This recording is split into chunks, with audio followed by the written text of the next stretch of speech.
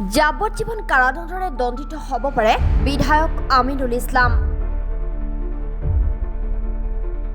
আমিনুলৰ বিৰুদ্ধে আৰোপ কৰা হৈছে ভাৰতীয় ন্যায় সংহিতাৰ 152 নং ধাৰা।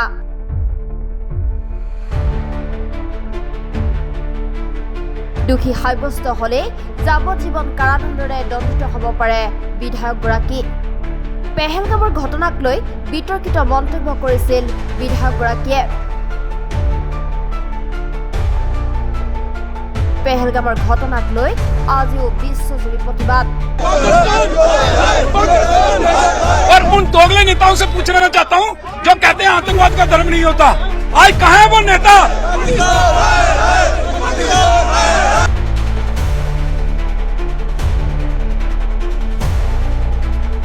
जम्मू काश्मीर पेहेलगामत संघटित হৈছিল ভয়ংকৰ ঘটনা।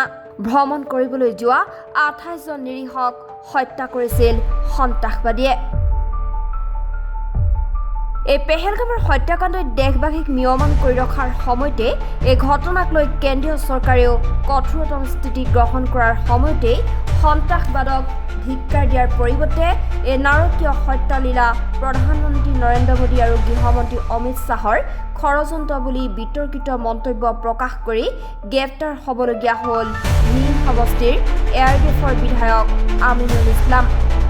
কেন্দ্ৰীয় চৰকাৰৰ ষড়যন্ত্ৰত পুলৱামা বিস্ফোৰণ হৈছে আৰু সেইদিনাই মই কৈছিলোঁ আৰু নিৰপেক্ষ তদন্ত বিচাৰিছিলোঁ, কিন্তু দেখা গ'ল যে এই 6 বছৰত কেন্দ্ৰীয় চৰকাৰে পুলৱামা হত্যাকাণ্ডৰ তেওঁলোকে তদন্ত নকৰিলে। আৰু কালি যিটো পেহেলগামত যিটো তাত গুলীবৰ্ষণৰ যিটো ঘটনা হ'ল, ইয়াত সমগ্ৰ ভাৰতত বিজেপিয়ে প্ৰচাৰ কৰি আছে যে তাত সন্ত্ৰাসবাদীয়ে তেওঁলোকক নাম সুধি যদি হিন্দু হয় তেওঁলোকক গুলিয়াইছে, মুছলিম হ'লে গুলিওৱা নাই। কিন্তু তাৰ যিসকল ভুক্তভোগী তেওঁলোকে আকৌ যিটো বক্তব্য দিছে, ইয়াত কোনো কাকো নাম সোধা নাই, আন্ধাৰৰ পৰা তেওঁলোকে গোপনে গুলীবৰ্ষণ কৰিছে। আমাৰ সন্দেহ পুলৱামাত যিটো চক্ৰই 300 কেজি RDX লৈ সেইদিনা বোমা বিস্ফোৰণ কৰি 42 জন CRPF জোৱানক শ্বহীদ কৰিছিল, কালিৰ ঘটনাটো সেই চক্ৰটোৱে কৰিছে। যদি কেন্দ্ৰীয় চৰকাৰে, মোদী চৰকাৰে যদি ইয়াৰ নিৰপেক্ষ তদন্ত নকৰে আৰু এই ঘটনাটোক লৈ সমগ্ৰ ভাৰতত যদি সন্ত্ৰাসবাদীৰ এই নাৰকীয় কাণ্ডক বিৰোধিতা নকৰি সমগ্ৰ ঘটনাৰ বাবে দেশৰ প্ৰধানমন্ত্ৰী আৰু গৃহমন্ত্ৰীকে দোষাৰোপ কৰা ঘটনা সন্দৰ্ভত বিধায়ক আমিনুল ইছলামৰ বিৰুদ্ধে নগাঁও সদৰ থানাত এটা গোচৰ পঞ্জীয়ন কৰা হয়। আৰু সেই গোচৰৰ ভিত্তিতেই ধিং সমষ্টিৰ এয়াৰডিএফৰ বিধায়ক আমিনুল ইছলামক নগাঁৱৰ পৰা এগৰাকী উচ্চপদস্থ আৰক্ষী বিষয়াৰ নেতৃত্বত যোৱা এটা আৰক্ষী দলে জুৰিয়াৰ পৰমাই ভেটিৰ বিধায়কজনৰ নিজা বাসভৱনৰ পৰাই গ্ৰেপ্তাৰ কৰে। কালি বিধায়কগৰাকীৰ বিৰুদ্ধে গোচৰ পঞ্জীয়ন কৰা হৈছে। বৰ্তমানো বিধায়কগৰাকীক সোধপোছ অব্যাহত ৰাখিছে প্ৰশাসনে। কাশ্মীৰৰ পেহেলগামত যি নাৰকীয় ঘটনা সংঘটিত হ'ল, তাৰ পাছত বিধায়ক আমিনুল ইছলামে এটা মন্তব্য কৰিছিল, যিটো তেওঁৰ পৰা আশা কৰা নাযায় বুলি বহুজনেই প্ৰতিক্ৰিয়া প্ৰকাশ কৰিছে।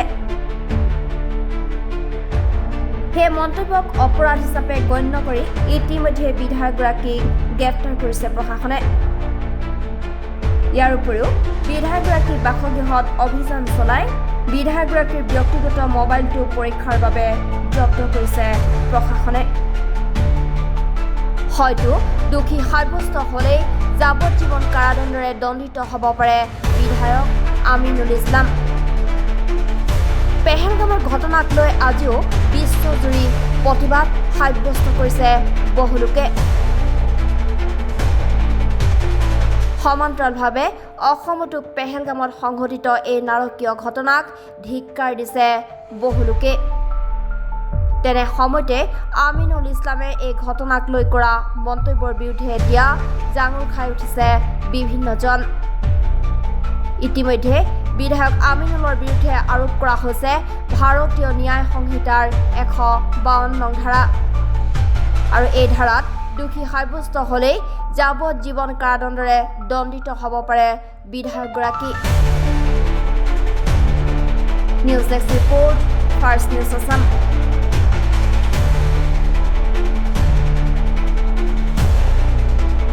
পুলৱামাত যিদিনা বোমা বিস্ফোৰিত হৈছিল আৰু 6 বছৰ আগতে পুলৱামাত যিদিনা 300 কেজি RDXৰ বিস্ফোৰণত প্ৰায় 42 জন ভাৰতৰ CRPF জোৱান নিহত হৈছিল। সেইদিনাই মই কৈছিলো যে ইয়াত চৰকাৰৰ ষড়যন্ত্ৰ আছে আৰু ভাৰতবৰ্ষত এটা সাম্প্ৰদায়িক মেৰু বিভাজন কৰি 2019 লোকসভা নিৰ্বাচনত জয়লাভ কৰিবলৈ কেন্দ্ৰীয় চৰকাৰৰ ষড়যন্ত্ৰত পুলৱামা বিস্ফোৰণ হৈছে।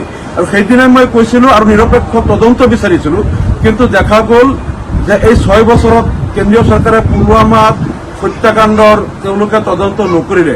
কেনেকৈ 300 কেজি RDX লৈ কাৰখন CRPFৰ কনভয়ত সোমাল আৰু কাশ্মীৰৰ ইমান এটা নিৰাপদ জোনত, তাত ইমান এটা হাই চিকিউৰিটি জোনত 300 কেজি RDX কোনে সোমালে, কেনেকৈ সোমালে, আজিলৈকে কেন্দ্ৰীয় চৰকাৰে তাৰ তদন্ত নকৰিলে আৰু তদন্ত নকৰাৰ কাৰণে তাৰ প্ৰকৃত কাৰণটো ৰাইজে নাজানিলে।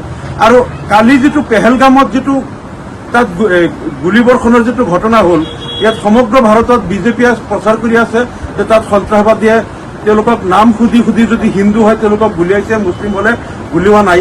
কিন্তু তাৰ যিসকল ভুক্তভোগী তেওঁলোকে আকৌ যিটো বক্তব্য দিছে, ইয়াত কোনো কাকো নাম সোধা নাই, আন্ধাৰৰ পৰা তেওঁলোকে গোপনে গুলীবৰ্ষণ কৰিছে।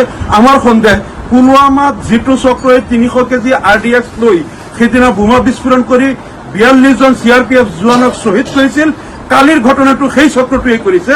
যদি কেন্দ্ৰীয় চৰকাৰে, মোদী চৰকাৰে যদি ইয়াৰো নিৰপেক্ষ তদন্ত নকৰে আৰু এই ঘটনাটোক লৈ সমগ্ৰ ভাৰতত যদি হিন্দু মুছলমানৰ মাজত এটা বৈষম্য আৰু বিভাজনৰ তেওঁলোকে ৰাজনীতি কৰে, তেনেহ'লে আমি বুজি পাম এইটো অমিত শ্বাহ আৰু নৰেন্দ্ৰ মোদীৰ ষড়যন্ত্ৰত হৈছে। আমি আকৌ দাবী কৰিছো, পুলৱামাৰ যিদিনা বোমা বিস্ফোৰণ হৈছিল সেইদিনা আমি যেনেকৈ কৈছিলো ইয়াৰ নিৰপেক্ষ তদন্ত লাগে, আজিও আমি কৈছো পেহেলগামৰ এই ঘটনাৰ তদন্ত লাগে। যদি এই তদন্ত নকৰে আমি বুজি পাম অমিত শ্বাহ আৰু মোদীয়ে যিটো চক্ৰান্ত কৰি পুলৱামাত আগতে RDX বিস্ফোৰণ কৰিছিল, কালিও পেহেলগামৰ হত্যাকাণ্ডটো তেওঁলোকে কৰিছে বুলি আমি বুজি পাবলৈ বাধ্য হ'ম।